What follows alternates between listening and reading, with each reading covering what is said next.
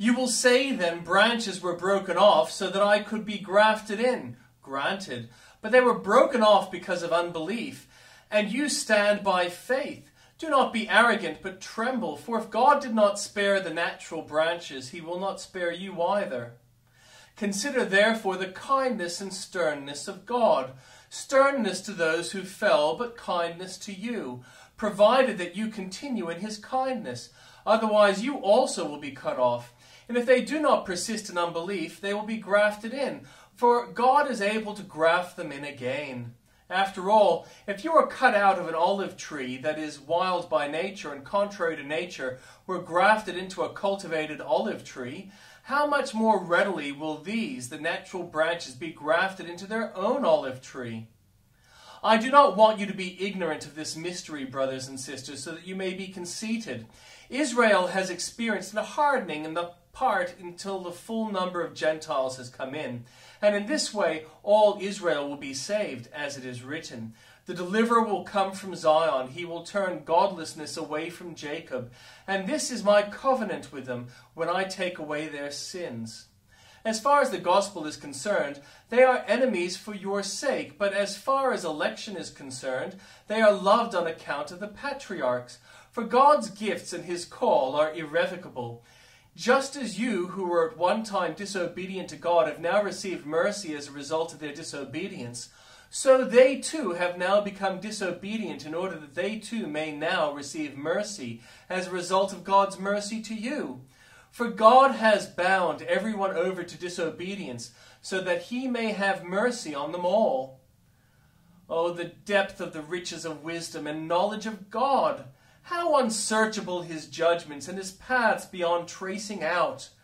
Who has known the mind of the Lord? Or who has been his counselor? Who has ever given to God that God should repay them? For from him and through him and for him are all things. To him be the glory forever. Amen. And from the Old Testament, sing for joy to God our strength. Shout aloud to the God of Jacob. Begin the music, strike the timbrel, play the melodious harp and lyre.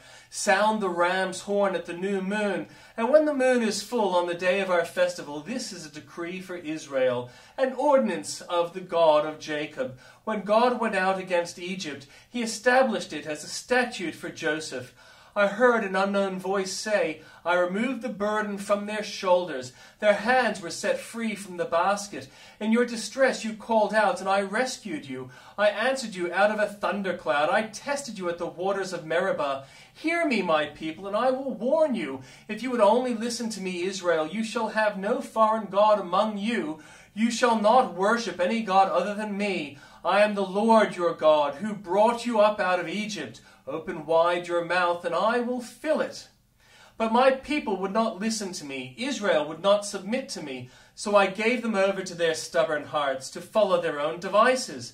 If my people would only listen to me, if Israel would only follow my ways, how quickly I would subdue their enemies and turn my hand against their foes, those who hate the Lord, who cringe before him. Then their punishments would last forever, but you would be fed with the finest of wheat, with honey from the rock. I would satisfy you. God presides in the great assembly. He renders judgment among the gods. How long will you defend the unjust and show partiality to the wicked? Defend the weak and the fatherless. Uphold the cause of the poor and the oppressed. Rescue the weak and the needy. Deliver them from hand of the wicked. The gods know nothing. They understand nothing. They walk about in darkness. All the foundations of the earth are shaken. I said, you are gods. You are all sons of the Most High, but you will die like mere mortals. You will fall like every other ruler. Rise up, O God, judge the earth, for all the nations are your inheritance. O God, do not remain silent. Do not turn a deaf ear. Do not stand aloof, O God. See how your enemies growl, how your foes rear their heads. With cunning they conspire against your people. They plot against those you cherish. Come, they say, let us destroy them as a nation, so that Israel's name is remembered no more. With one mind they plot together. They form an alliance against you, the tents of Edom and the Ishmaelites, of Moab and the Hagrites, Byblos, Ammon, Amalek, Philistia, with the people of Tyre. Even Assyria has joined them to reinforce Lot's descendants. Do to them as you did to Midian, as you did to Sisera and Jabin at the river Kishon, who perished at Endor, and became like dung on the ground. Make their nobles like Oreb and Zeb, all their princes like Zebah and Zalmunna, who said, "Let us take possession of the pasture lands of God." Make them like tumbleweed, my God, like chaff before the wind, as fire consumes the forest, or a flame sets the mountains ablaze. So pursue them with your tempest, and terrify them with your storm. Cover their faces with shame, Lord, so that they will seek your name. May they ever be ashamed and dismayed. May they perish in disgrace. Let them know that you, whose name is the Lord, that you alone are the Most High over all the earth.